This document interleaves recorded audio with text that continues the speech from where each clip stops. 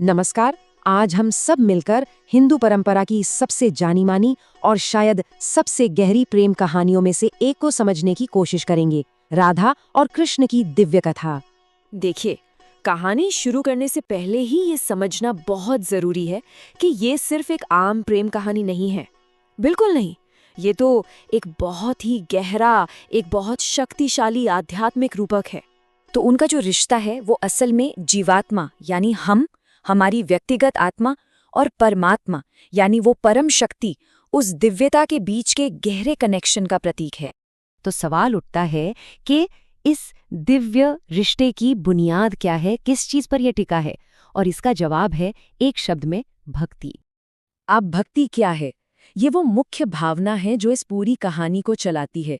ये एक ऐसा प्यार है जिसमें कुछ पाने की इच्छा नहीं होती। ये तो बस शुद्ध निस्वार्थ समर्पण है जो भावनाओं से, एक गहरी चाहत से और सेवा से जाहिर होता है। तो चलिए अब कहानी की शुरुआत में चलते हैं, उस जगह पर जहाँ ये सब शुरू हुआ, वृंदावन और बरसाना की उस पावन धरती पर जहाँ उनके दिव्य प्रेम ने पहली बार आकार लिया। उनके रिश्ते की जो सबसे बड़ी खासियत थी वो थी लीला।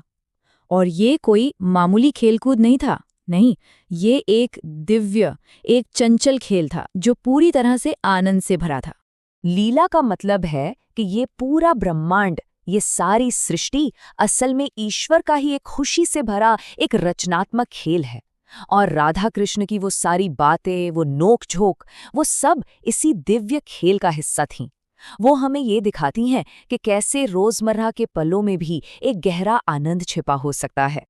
और देखिए, उनकी इसी लीला से एक बड़ी प्यारी कहानी निकलती है।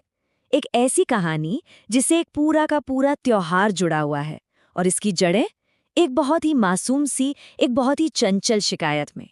और तब उनकी माँ यशोदा ने भी उसी शरारत भरे अंदाज में एक सुझाव दिया कि वो चाहे तो राधा के चेहरे को किसी भी रंग में रंग सकते हैं। सोचिए जरा, एक माँ का इतना सरल सा सुझाव, और उसने एक ऐसे खूबसूरत पल को जन्म दिया जो हमेशा हमेशा के लिए अमर हो गया। बस फिर क्या था, उसी प्रेम और शरारत के जोश में कृष्ण ने राधा के चेहरे पर रंग लगा दिया।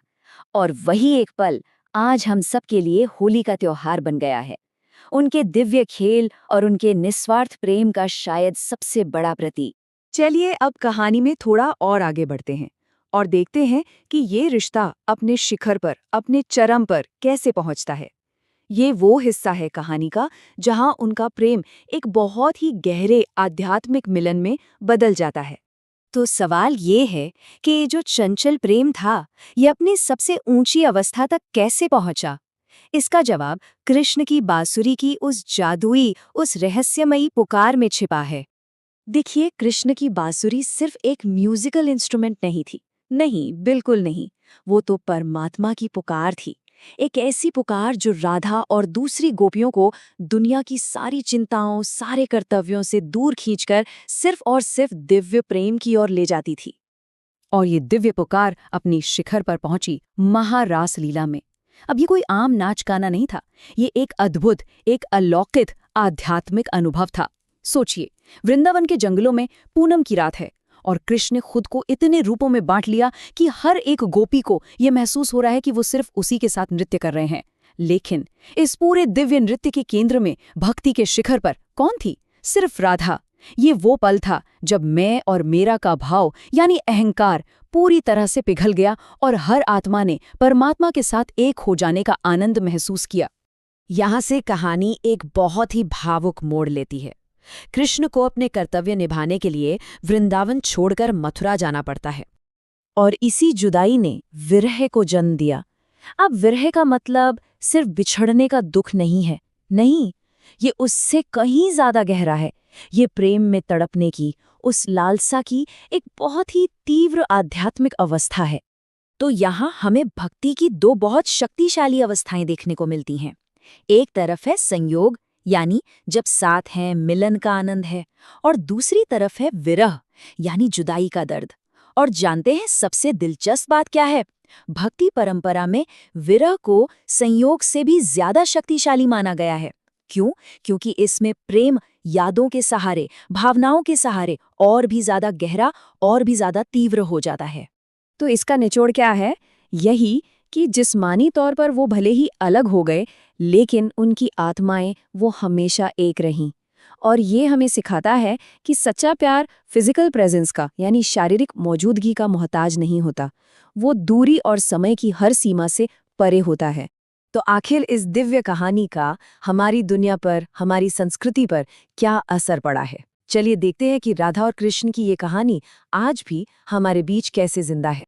उनकी कहानी आज भी हर जगह जिंदा है, हमारी कला में, पेंटिंग्स में, हमारे साहित्य में, जैसे जयदेव का गीत गोविंद, जो रासलीला के नाटक आज भी होते हैं उनमें, और हमारे त्योहारों में तो है ही, जैसे होली, राधा अष्टमी, जन्माष्टमी। मतलब हर तरफ उनका ये प्रेम हमें आज भी प्रेरणा देता है। तो आखिर में इस पूरी कथा का सबसे बड़ा संदेश क्या है?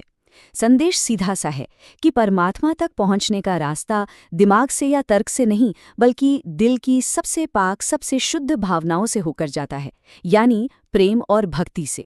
और आखिर में ये कहानी हमें एक बहुत गहरे सवाल के साथ छोड़ जाती है। क्या प्रेम का सबसे शक्तिशाली रूप तब जाहिर होता है जब कोई हमारे साथ हो, या तब जब वो दूर हो और हम बस उसकी याद में, उसकी चाहत में जी रहे हों? सोचने वाली बात है ना? जब भी हम प्रेम और भक्ति की अमर कहानियों की बात करते हैं तो एक नाम हमेशा हमारे जहन में आता है, राधा। लेकिन उनकी कहानी का एक हिस्सा ऐसा है जिसके बारे में अक्सर कम बात होती है, एक ऐसा सवाल जो आज भी कई लोगों के मन में उठता है। तो चलिए आज हम इसी गहरे सवाल का जवाब ढूंढने की कोशिश करते हैं। जब भगवान कृष्ण अपनी नियति को पूरा करने के लिए वृंदावन से हमेशा के लिए चले गए तो उनके पीछे राधा का क्या हुआ? प्रेम की वो मूरत आखिर कैसे जीवित रहीं? तो कहानी का जो पहला हिस्सा है वो राधा के विरह पर, यानी कि उनके अलगाव पर केंद्रित है। लेकिन देखिए, इसे सिर्फ एक दुख भरी कहानी समझना सही नहीं होगा। ये असल में भक्ति की उस ऊंचाई की कहानी है जहां दूरी प्रेम को कमजोर नहीं बल्कि और भी ज्यादा शक्तिशाली बना देती है। हुआ ये कि कृष्ण के जाने के बाद राधा के लिए हर एक पल, हर एक सांस कृष्ण की याद बन गई। उन्होंने कृष्ण को भुलाने की कोई कोशिश नहीं की, नहीं, बल्कि उनकी याद को ही अपने जीने का आधार बना लिया। उनकी दुनिया अब वृंदावन की गलियों से कहीं ज्यादा कृष्ण की यादों में बस चुकी थी। और यहां पर ना विरह शब्द का असली मतलब समझना बहुत जरूरी है। ये सिर्फ एक जिस्मानी दूरी का दर्द नहीं था, नहीं, राधा के लिए तो ये विरह एक तपस्या बन गया था, एक ऐसी भक्ति भरी साधना जिसने उनके प्रेम को समय और जगह की सीमाओं से बहुत ऊपर हमेशा हमेशा के लिए अमर बना दिया। उनका हर एक दिन कृष्ण की याद में ही गुजरता था। सोचिए, यमुना के किनारे घंटों बैठे रहना, उन रास्तों को बस देखते रहना जहां से कृष्ण कभी गुजरा करते थे, और हवा की आवाज में भी उनकी बांसुरी की धुन को महसूस करना, बस यही उनका रोज का काम था। उन्होंने तो मानो विरह को भी एक उत्सव में बदल दिया था। चलिए अब कहानी के उस पड़ाव पर चलते हैं जहां ये प्रेम एक साधारण मानवीय एहसास से बहुत ऊपर उठकर एक दिव्य, एक आध्यात्मिक अनुभव बन जाता है। देखिए, आमतौर पर हम प्रेम को मिलने जुलने, बातें करने और शारीरिक मौजूदगी से जोड़कर देखते हैं, लेकिन राधा का प्रेम इन सभी सांसारिक सीमाओं को पार कर चुका था। उनके लिए प्रेम अब कृष्ण की मौजूदगी का मोहताज नहीं था, बल्कि ये एक ऐसा अंदरूनी एहसास बन गया था जहां कृष्ण हर कण में, हर सांस में मौजूद थे। और यही सबसे जरूरी बात है। धीरे धीरे ऐसा हुआ कि राधा का अपना अलग कोई वजूद ही नहीं रहा, वो खुद प्रेम का स्वरूप बन गई। उनका होना मतलब कृष्ण प्रेम का होना था, और इसी वजह से भक्ति परंपरा में उन्हें सबसे ऊंचा स्थान दिया गया है।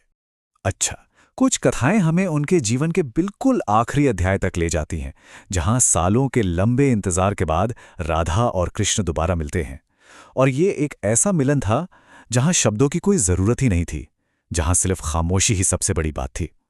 तो हुआ ये कि सालों के विरह के बाद कथाओं के मुताबिक राधा कृष्ण से मिलने द्वारिका पहुंची। सालों का फासला था, लेकिन उनके प्रेम में जरा भी कमी नहीं आई थी, और वहां जो हुआ वो वाकई में अद्भुत था। जरा उस दृश्य की कल्पना कीजिए। इतने सालों के लंबे इंतजार के बाद जब वो मिले तो कोई शिकायतें नहीं थीं, कोई सवाल जवाब नहीं थे, न राधा ने ये पूछा कि वो क्यों चले गए थे, और ना ही कृष्ण ने कोई सफाई दी। बस उनकी आंखें एक दूसरे से बात कर रही थीं। उनका मिलना शब्दों से कहीं परे आत्मा के स्तर पर था।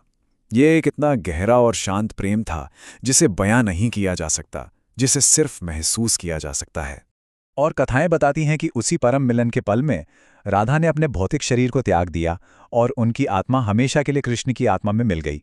उनका सांसारिक सफर भले ही वहां पूरा हो गया हो, लेकिन उनका आध्यात्मिक मिलन अनंत काल के लिए अमर हो गया। तो फिर आखिर इस पूरी कहानी का सार क्या है, इसका मतलब क्या है? देखिए, ये समझना जरूरी है कि ये ऐतिहासिक घटनाओं से कहीं ज्यादा आस्था और भक्ति का विषय है। हाँ, ये जानना बहुत जरूरी है कि अलग अलग ग्रंथों में और लोक परंपराओं में राधा के जीवन की घटनाओं के बारे में अलग अलग बातें मिलती हैं, लेकिन इन सब अलग अलग बातों के बावजूद एक सच है जो कभी नहीं बदलता, और वो है उनका कृष्ण के साथ अटूट आध्यात्मिक संबंध। और यही इस पूरी कहानी का सबसे बड़ा सच है कि राधा और कृष्ण कभी अलग हुए ही नहीं, हो ही नहीं सकते थे, क्योंकि उनका प्रेम जिस्म की सीमाओं से बहुत परे था। वो तो आत्मा का मिलन था, जिस पर दूरी या समय का कोई असर हो ही नहीं सकता। और अंत में राधा की ये कहानी हमारे लिए एक बहुत गहरा सवाल छोड़ जाती है। क्या सच्चा प्रेम सच में भौतिक दूरी और समय के बंधनों से आज़ाद होता है? क्या प्रेम का सबसे शुद्ध रूप सिर्फ आत्मा के स्तर पर ही महसूस किया जा सकता है? शायद इन सवालों पर सोचना हमें प्रेम को समझने का एक बिल्कुल नया नजरिया दे सकता है।